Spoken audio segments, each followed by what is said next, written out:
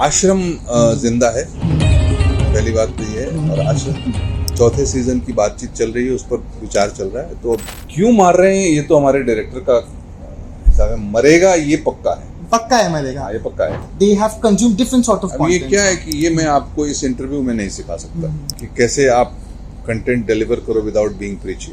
Ladies and gentlemen, boys and girls, when I started my career in journalism, the first film, I clearly remember the date, 5th September 2013, the film that I watched with my friends, my first year of college in Delhi University was Satyagraha.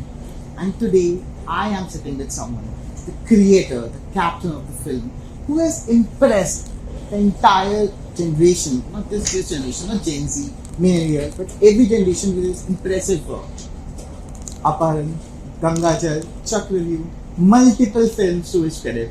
There is no prize for guessing that we are talking about the one and only, the supremely talented Mr. Prakash Jha sir. Hello sir, कैसे हैं आप?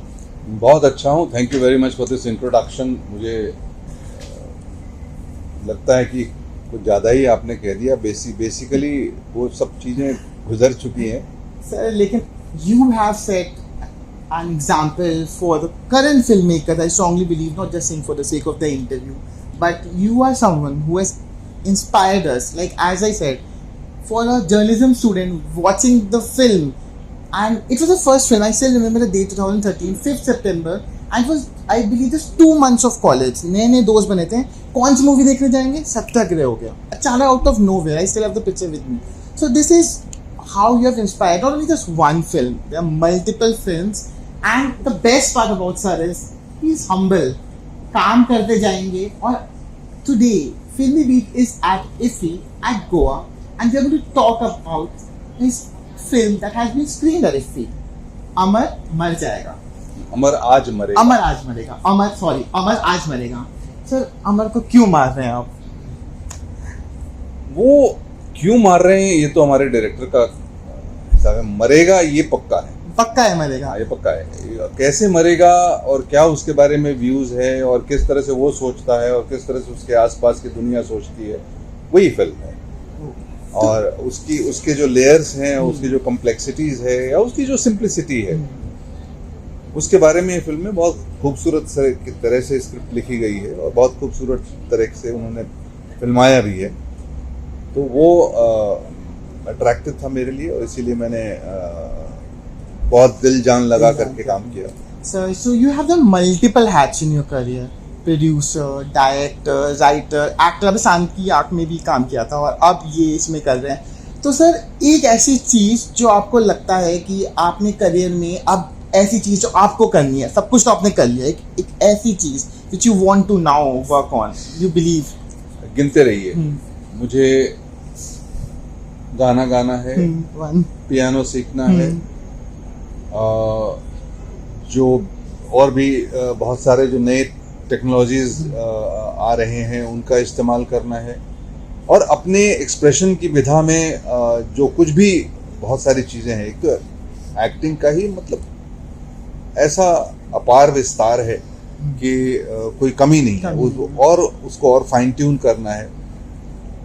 जितना भी सीख सकते हैं वो continuously, और फिल्में लिखना और बनाना वो रोज ही एक एक्साइटिंग और चैलेंजिंग काम होता है। वो कंटिन्यू अगले 20 साल तक का काम सेट किया हुआ है। देखा, अभी आपने कहा कि आप तो पुराने हो चुके हैं, लेकिन अब देखिए, this is how you are inspiring us sir.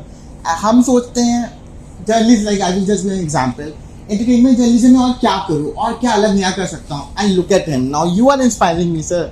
This is what we need. मैंने आपसे कब कहा कि मैं पुराना हो चुका हूं? समय पुराना नहीं, समय के लिए वो खाना सर। आप तो सर यू आर एवरग्रीन, आप कभी पुराने नहीं। मैं वही हूँ, समय गुजर रहा है। सर अगर आप समय की बात करें, like if you see today's films, the kind of films that are being made, and specially when we are talking at IFFI, because it's about promoting new and young filmmakers.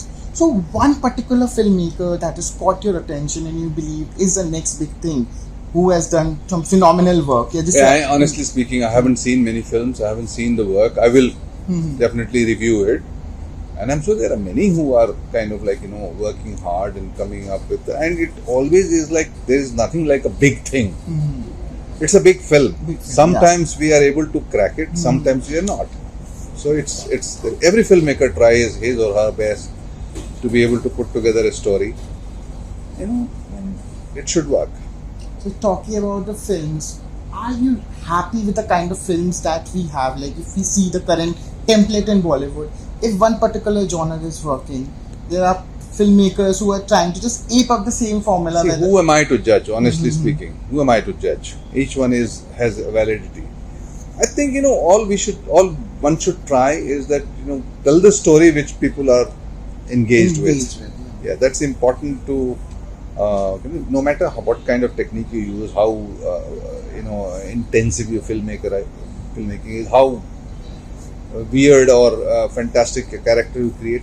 Eventually, it's the story which has to connect, which has to engage the audience, which is what you should keep trying to do.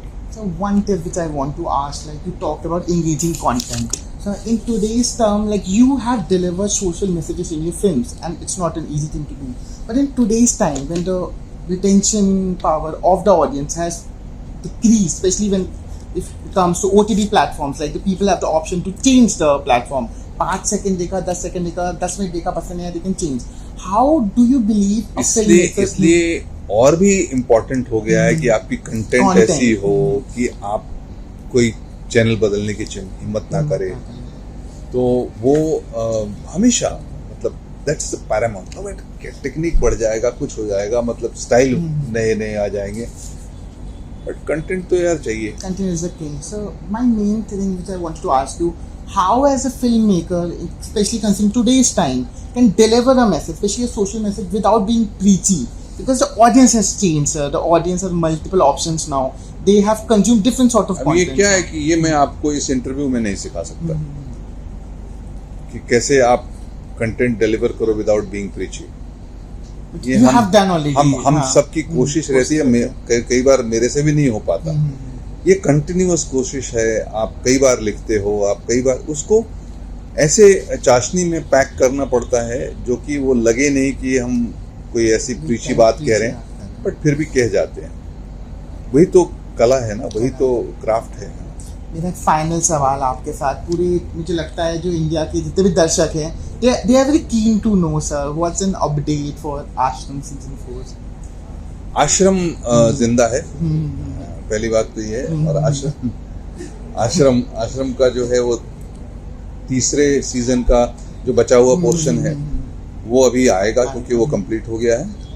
और चौथे season की बातचीत चल रही है, उस पर विचार चल रहा है. तो अब चूंकि MX Player has been taken over by Amazon, so that is pretty much on the card.